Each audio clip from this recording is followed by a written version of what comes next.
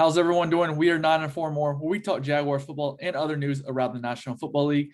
And the NFL draft has officially concluded. In today's video, we are going to be going over our top five favorite drafts, like team wise, and also our top five worst drafts. Now, I know for both of us, this was a very hard decision because we liked a lot of the drafts. I think we actually talked about this draft night on our drive home from the Jag Stadium. Was actually we thought pretty much every team in the first round absolutely killed it for the most part. There were a few teams that had some question marks, but overall, I thought for the first round, most teams did a very, very good job. So all the fans out there, don't comment if we didn't put your team as the top five best, or if we put them in the top five worst. If they're in the worst, it does not mean they had a D or F or anything like that. They could have had a solid C or C plus.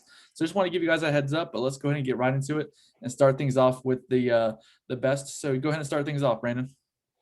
Yeah, so I think my number one team that I think did very well in this draft was the Carolina Panthers. In my opinion, when I look back, they're one of my top rated, and I did like the biggest steals, I felt like. And I have like three of them are on the Panthers team that I feel like they got a steal on with like Nixon, Hubbard, and Terrence Marshall Jr. And then I also like Jace Horn. So like just from those four alone, and then they got Sam Darnold, who could be their quarterback of the future, technically with the draft, with trading, and then they traded back a lot too. So they started getting more of those picks they got for Sam Darnold. I think they played it absolutely perfectly. They had one of my favorite drafts. Was the Yeah, Carolina actually, Panthers. yeah, I actually had the Panthers in my top five originally, but I was like, I had a feeling you were going to go that direction, so I went ahead and took them out. So they're probably like number six for me, even though I do think they had a great draft. Number one for me, this might be a shocker for a lot of people. I think it was the Los Angeles Chargers. I love the Rashawn Slater pick. You need to protect Justin Herbert. But in the second round, I really love the Asante Samuel Jr. pick. I think Asante Samuel Jr. has a lot of good traits to be a great corner in this league. He can come in and contribute right away to the Chargers defense. But one of my favorite picks, believe it or not, was in the later rounds, and that was tight end Trey McKinney out of Georgia. He was kind of flying up radars. He's very good at catching. He's decent at blocking. So I think overall they needed a tight end. They got one, especially with their tight end going over to the Patriots. So overall, I thought the Chargers actually killed the draft. Yeah, I agree. I think Slater fell to them. I don't think they expected Slater to necessarily be there, but he was there. But yeah, I had Trey McKinney as one of my previous videos that we did. That he was one of my sleepers because he went to FSU. FSU was trash. Then he went to Georgia for 1 year and didn't really get a shot. But he has the build, and I think he could be a steal. I also like the Chargers. Another team I like probably rounding up my top three were the Browns. And then I like the Jags. I mean, got Trevor Lawrence, so automatically not the best, but the Jets as well. The Jets completely changed their offense. Their Yeah. defense is still a little bit, but they got some playmakers in every single of the first rounds of their offense. And if Zach Wilson pans out, the Jets could actually be very good in the next couple of years if Robert Saleh builds that defense up like how he wants it. Jets could be actually pretty good, but it's all on Wilson.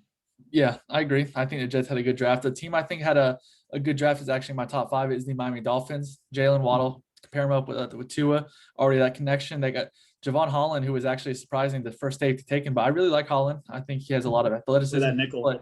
He can play free safety, strong safety. He can play nickel corner, so he can do a little bit of everything. But actually, one of my favorite selections for the Dolphins was Liam Eichenberg. Coming in, you want to protect Tua. So he's going to come in there, be a mauler already, basically be a bully, help protect Tua. And obviously, like I said earlier, Jalen Waddle has that connection with Tua already. So I definitely like the Miami Dolphins selections. Another team I thought did really well was the Arizona Cardinals. You had Collins, who was their first round pick, who would come in and contribute right away. And also, I really like the Rondell Moore selection. Rondell Moore with DeAndre Hopkins, with Christian Kirk, that's a very good three core. Like those three guys are gonna be really good. And also another surprising player they selected was Marco Wilson, the corner out of Florida, who ended up actually having a very good pro day. Especially his like 40 time was really fast, and I slid him up the draft boards.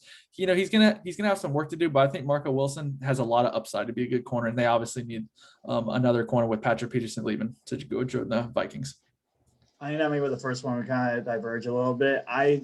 What did I give the Arizona Cardinal? I didn't give them like a huge grade. It wasn't a bad. Like I didn't think it was bad. I'm trying to see I don't remember what I gave them. Of course, can't find it now. But I gave them like a B. Like to me, like I thought Zach Collins. I think they could have traded out and he would have been there in the 20s. I don't know. I mean, I kind of like his the interview that came out with him getting that call, and he was just like, we're going to kill these guys and things like, so I like that attitude of them. So maybe we didn't see that because they got that in the Zoom calls. Maybe they felt that energy from like, oh, this is our guy. And I don't know. They took Isaiah Simmons the other year and was it Hassan Riddick the other year? Like keep drafting linebackers. They don't necessarily pan out there in Arizona. So I thought that, and then I thought Randall Moore was their best pick of the draft. I didn't really like their later picks. They didn't have a lot in this draft, but I think more with Murray in that offense, he's going to get open space. It's just whether if he stays healthy or not is his only issue. Yeah, I agree. And obviously, I have the Jags in my top 5. We're both gonna be a little homer there, but Trevor Lawrence is getting to the Jags at least A minus, in my book. So no matter what, they could have literally screwed up the whole entire draft, and I still would have given him a good grade. And I don't think they did. I think like looking back on it, and maybe it was a wise decision not to take a tight end here. You possibly could get Hayden Hurst, David Njoku, Zach Ertz, OJ Howard. There's guys available, I think, that we could trade for that are going to be way better than any of the this is one of the worst tight end class they've had in a very long time. Like it was Pitts, and then there was almost no one else. Like obviously one of them is going to hit. There's no way you can predict. There's always at least one tight end you don't think is going to do it, and they're going to do it. But I think they didn't like tight end. I think they felt like we have enough capital in the next year's draft and players here that we could probably go and trade for one. So instead of reaching for a guy they didn't really want, they said, let's get the guys that we want on our positions, and we'll still get one trading wise.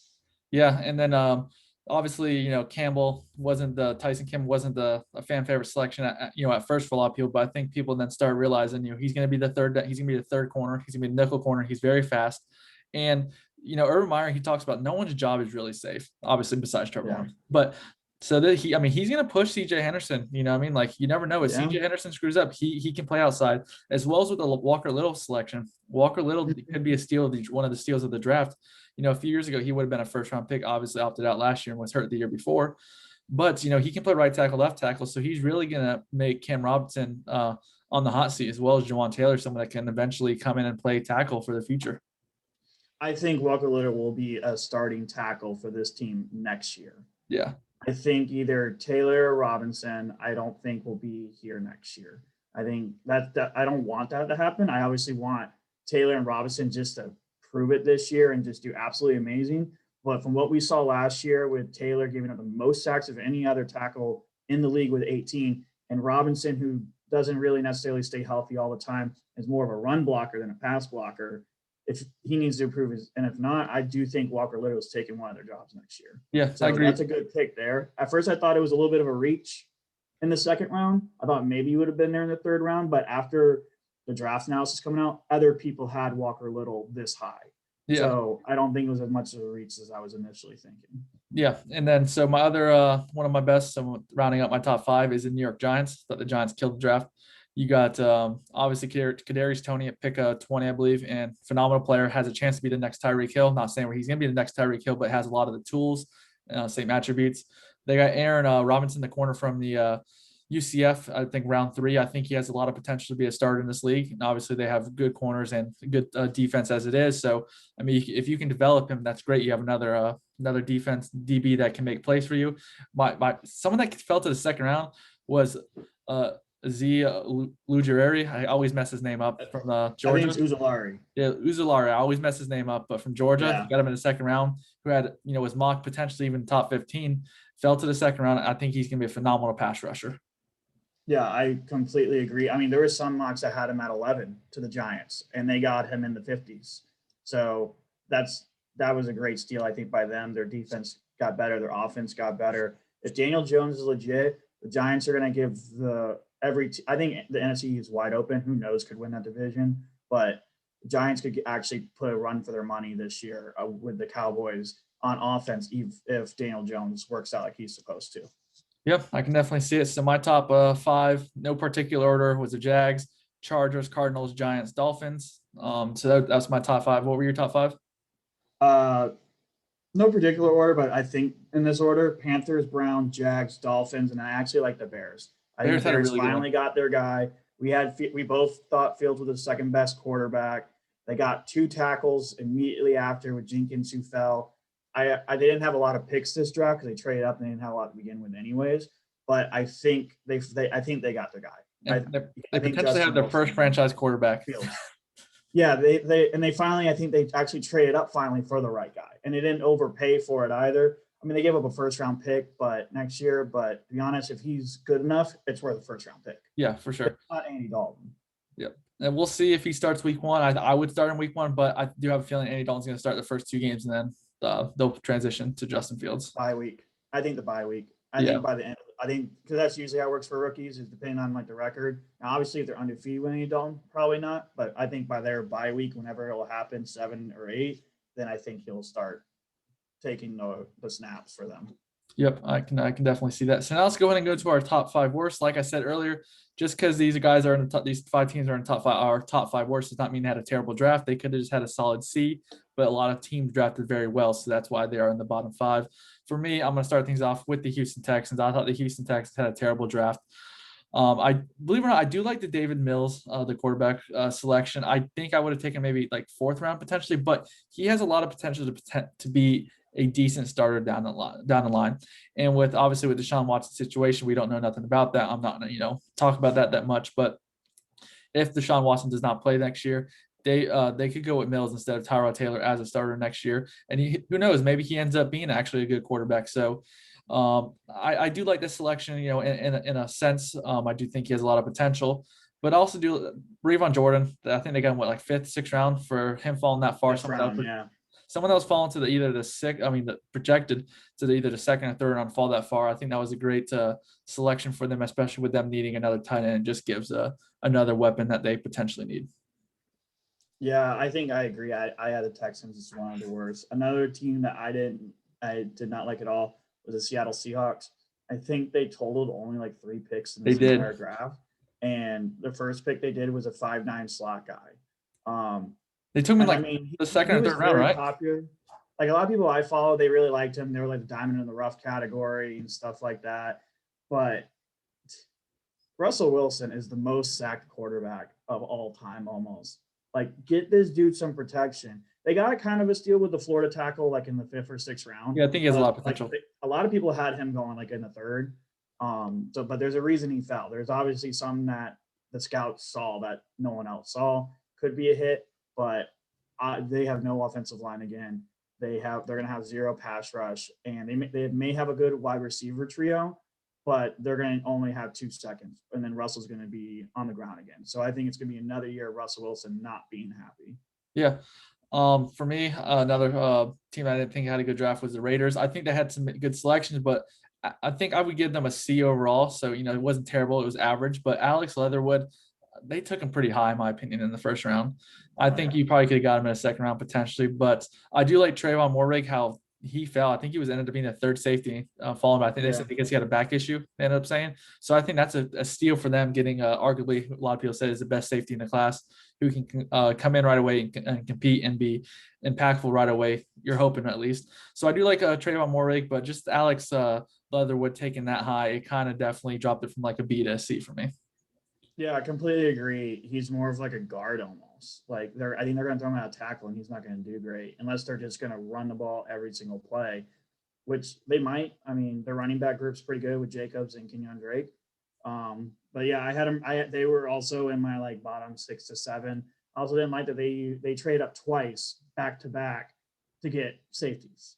Like, safety is a big part of the NFL, but if there's a position you're okay to kind of be a little not the best, just average, it's safety. And they traded up twice to get safeties. They may have gotten the steal with Moehrig, he wants his last name pronounced something else. I don't remember what it is, but there's a reason he fell there. I think maybe he has injuries. I think also he doesn't really play the nickel at all. He's just a pure free safety, that one position. So if he doesn't work out there, he can't really go to another position, try him out.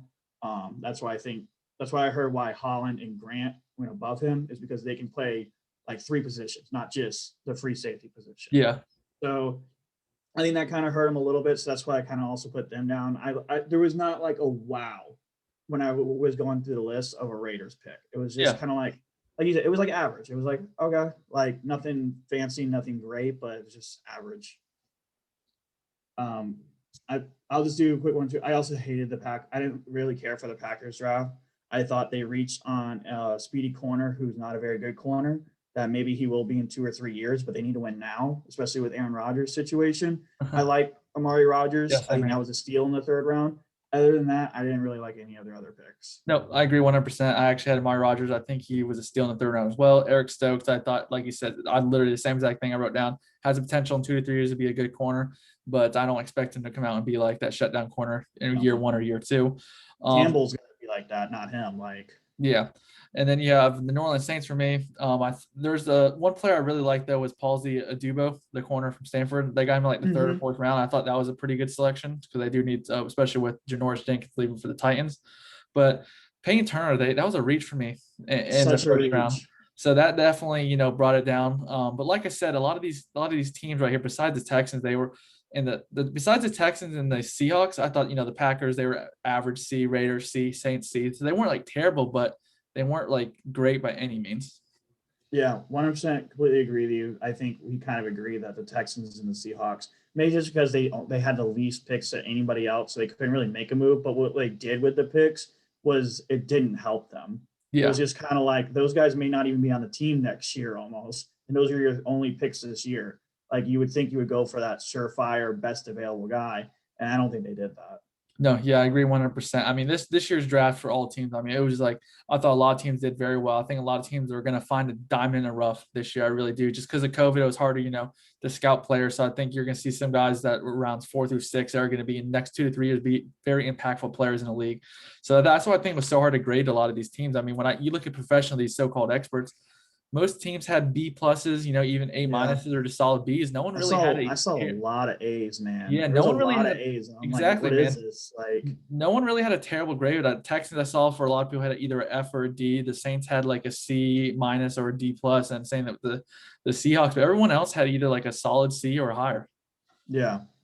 Yeah, there was a lot of B pluses, A's flying around. I thought that was a little too generous. And I mean, it all plays out. We can't judge a draft almost not even a year after. Yes, Like it's it takes gonna players like sometimes things 2 years to really get going. takes 2 to 3 years to really evaluate a draft class, unless you take quarterback overall. Like if Trey Lance is terrible, or like Mac Jones or Justin Fields is terrible, then you can just give it an F. Like we already know Lawrence, he's going to be good. There's no sign of him not being good, but all the others I do feel like have bust potential. You don't really know, and if they don't do well in the first 2 years, that's an F. You traded up first round pick for this guy, and they're not good, so you get an F. It doesn't matter who else you have on that roster. Nope, I agree 100%. But we are going to have, for all the fans out there watching, please leave your comments below. Your top 5 favorite drafts. Obviously, it was really hard to judge to do a top 5 because I loved a lot of these drafts. I really did. But leave your comments below of your top 5 favorite drafts, your top 5 worst.